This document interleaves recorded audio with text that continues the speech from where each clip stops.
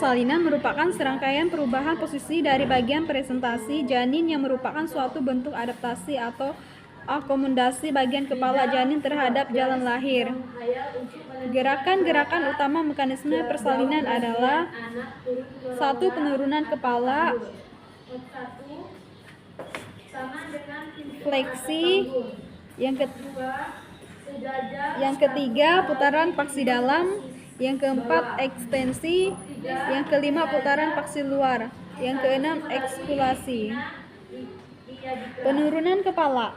Turunnya kepala dapat dibagi dalam masuknya kepala dalam pintu atas panggul, majunya kepala. Masuknya kepala ke dalam pintu atas panggul. Pada primigravida, masuknya kepala ke dalam pintu atas panggul biasanya sudah terjadi pada bulan terakhir dari kehamilan, tetapi pada multigravida biasanya baru terjadi pada permulaan persalinan.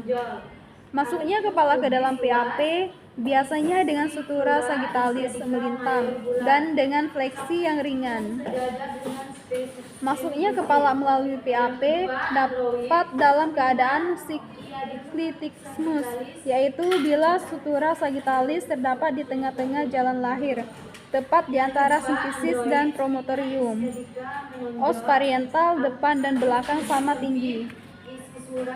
Kepala melewati PAP dapat juga dalam keadaan aksiklitismus, yaitu jika sutura sagittalis agak ke depan mendekati simfisis atau agak ke belakang mendekati promotorium. Asiklitismus posterior, bila sutura sagittalis mendekati simfisis dan os pariental belakang lebih rendah dari os pariental depan. Asiklitismus anterior, bila sutura sagittalis mendekati promotorium sehingga os pariental depan lebih rendah dari os pariental belakang. Pada persalinan normal, biasanya kepala melewati PAP dalam keadaan aksiklitismus posterior yang ringan. Majunya kepala. Pada primipara, majunya kepala terjadi setelah kepala masuk ke dalam rongga panggul dan biasanya baru mulai pada kala 2. Pada multipara, sebaliknya, majunya kepala dan masuknya kepala dalam rongga panggul terjadi bersama. Majunya kepala bersamaan dengan gerakan-gerakan yang lain ialah fleksi, putaran paksi dalam, dan ekstensi. Penurunan kepala lebih lanjut terjadi pada kala 1 dan kala 2 persalinan. Penurunan kepala ini juga disebabkan karena adanya satu kontraksi dari segmen atas rahim yang menyebabkan tekanan langsung fundus pada bokong janin, tekanan cairan intrauterin, kekuatan mengendang atau adanya kontraksi otot-otot abdomen, melurusnya badan anak. Dalam waktu yang bersamaan terjadi relaksasi dari segmen bawah rahim sehingga terjadi penipisan dan dilatasi serviks. Keadaan ini menyebabkan bayi terdorong ke dalam jalan lahir. Fleksi. Pada awal persalinan, kepala bayi dalam keadaan fleksi yang ringan. Dengan majunya kepala biasanya, fleksi juga bertambah. Pada penggerakan ini dagu dibawa lebih dekat ke arah dada janin, sehingga umbun-umbun kecil lebih rendah dari umbun-umbun besar. Hal ini dikarenakan pada saat anak didorong, maju mendapat tahanan dari dinding serviks, dinding panggul, dan dasar panggul. Dengan adanya fleksi, diameter suboccipito bregmatica 9,5 cm mengganti diameter suboccipito frontalis 11 cm. Sampai di dasar panggul, biasanya kepala janin berada dalam keadaan fleksi maksimal.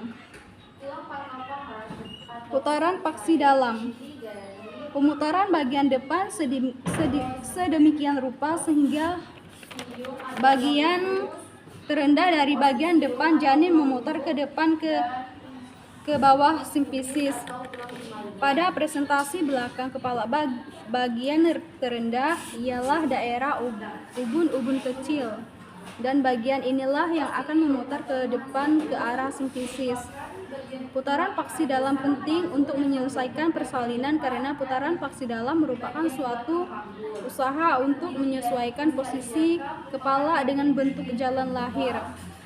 Khususnya bidang tengah panggul adalah diameter anter-posterior.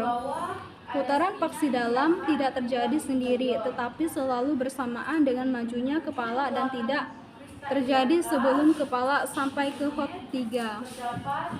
Kadang-kadang baru terjadi setelah kepala sampai di dasar panggul. Putaran paksi dalam disebabkan oleh pada letak fleksi suboksiput merupakan bagian terendah dari kepala.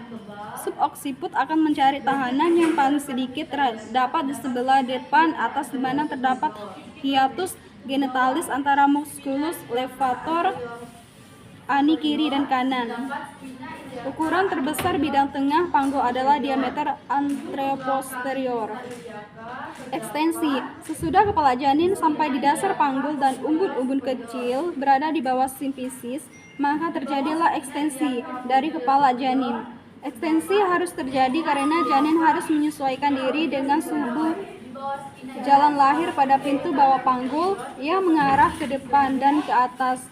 Jika kepala janin tidak melakukan ekstensi dan tetap dalam fleksi pada waktu mencapai dasar panggul, maka kepala akan tertekan pada perineum dan dapat menembusnya.